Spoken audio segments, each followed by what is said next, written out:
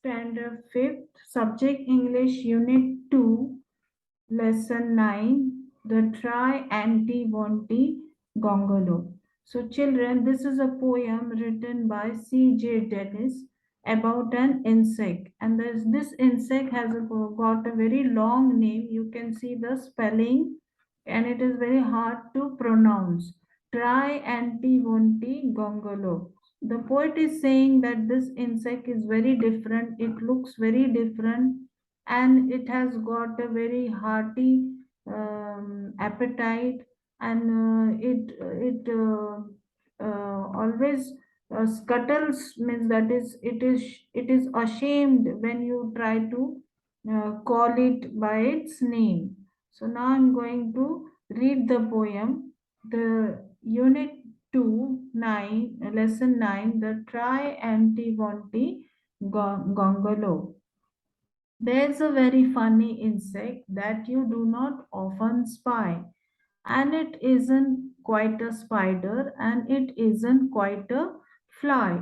It is something like a beetle and a little like a bee, but nothing like a woolly grub that climbs upon a tree. Its name is quite a hard one, but you will learn it soon, I hope. So try, anti-wanty, gongolo. It lives on weeds and wattle gum and has a funny face.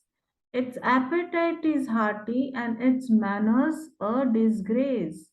When you first come upon it, it will give you quite a scare. But when you look for it again, you find it isn't there. And unless you call it softly, it will stay away and move. So try, gongolo.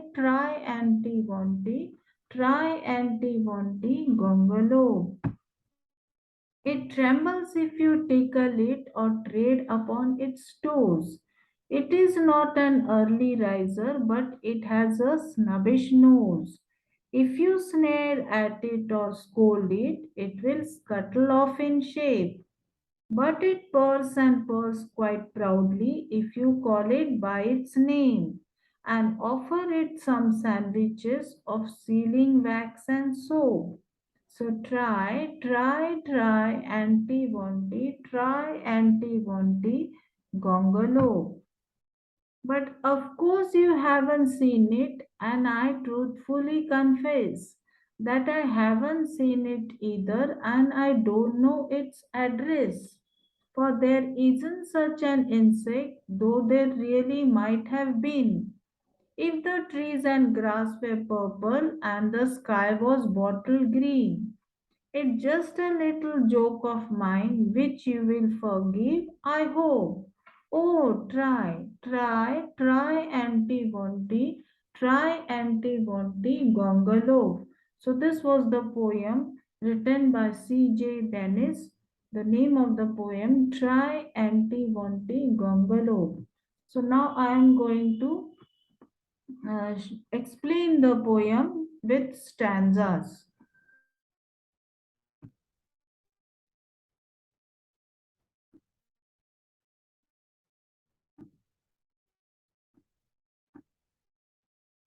So the first stanza, there's a funny insect that you do not often spy, and it isn't quite a spider and it isn't quite a fly. So the poet is saying the insect is very funny. It looks very funny, and you have never come across such an insect. Spy means never seen. And it isn't quite a spider and it isn't quite a fly. The poet is saying it isn't a spider. It doesn't look like a spider, and it is not a fly. It is something like a beetle and a little like a bee. So how it is?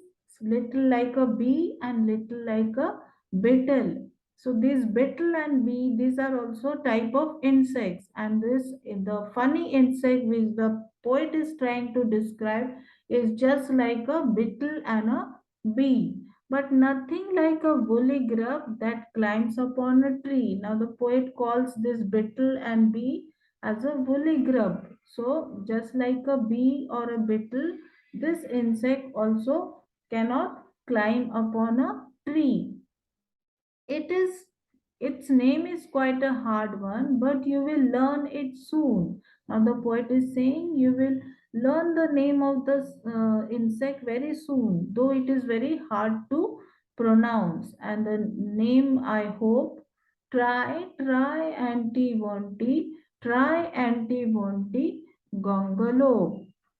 And this next stanza, it lives on weeds and wattle gum and has a funny face. Now the poet is saying, what does it feed? It feeds on wheat and wattle gum. Weeds are the unused trees, the useless trees, the small trees, the dry trees which grow on the lands, which are mostly thrown away or plucked away to clean the land.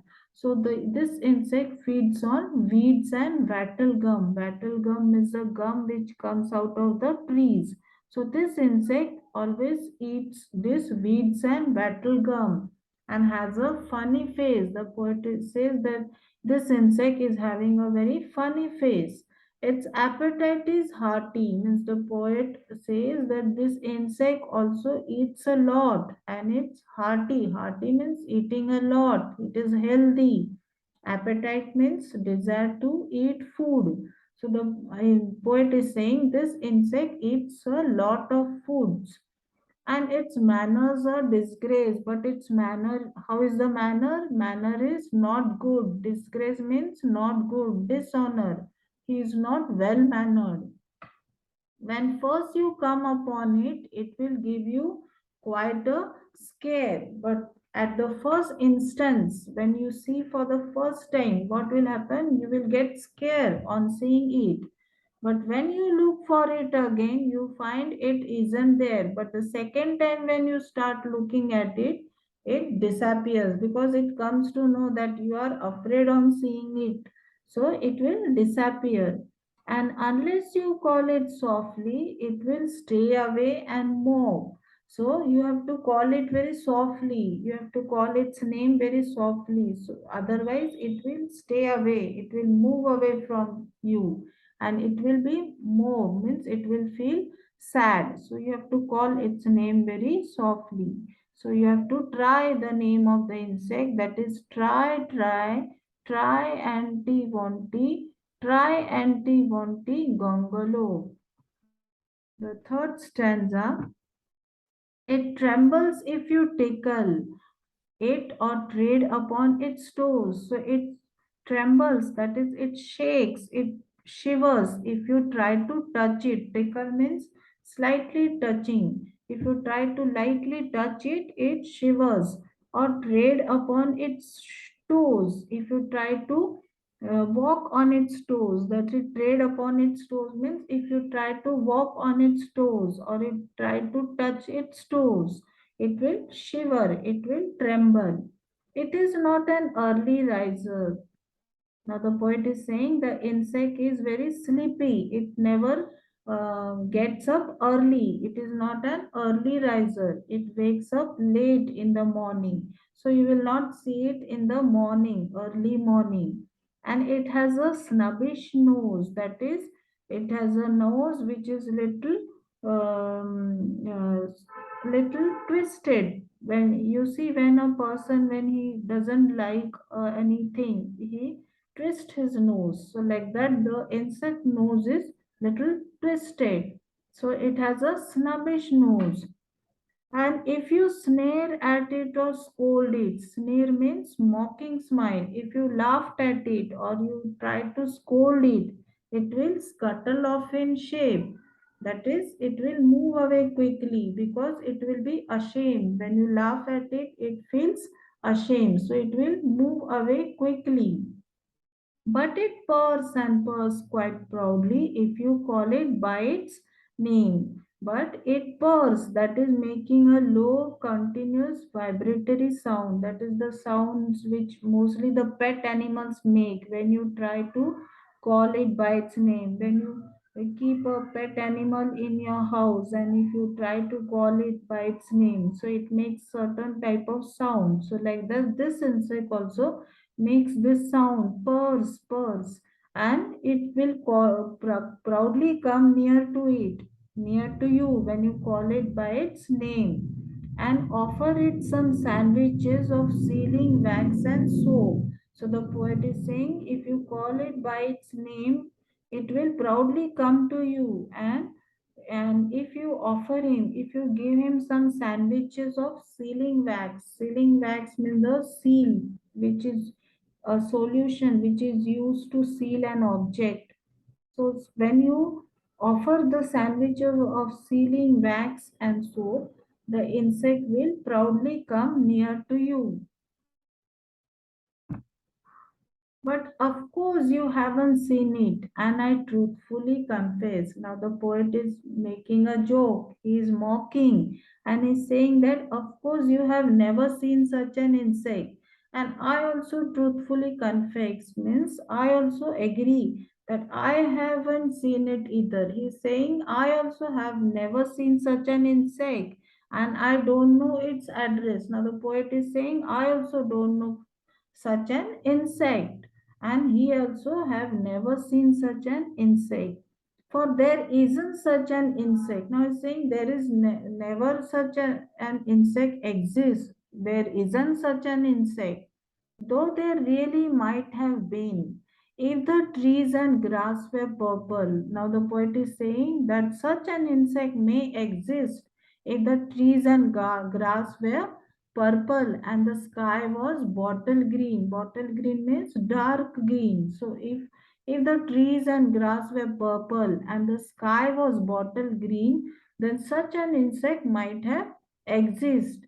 It's just a little joke of mine. Now, the poet is saying it is just a joke. I have shared a joke with you, and which I think you will forgive. I hope. Now, the poet is saying this all incident, this all the fact which I have shared with you was a just a joke, and I think you will forgive me. I hope.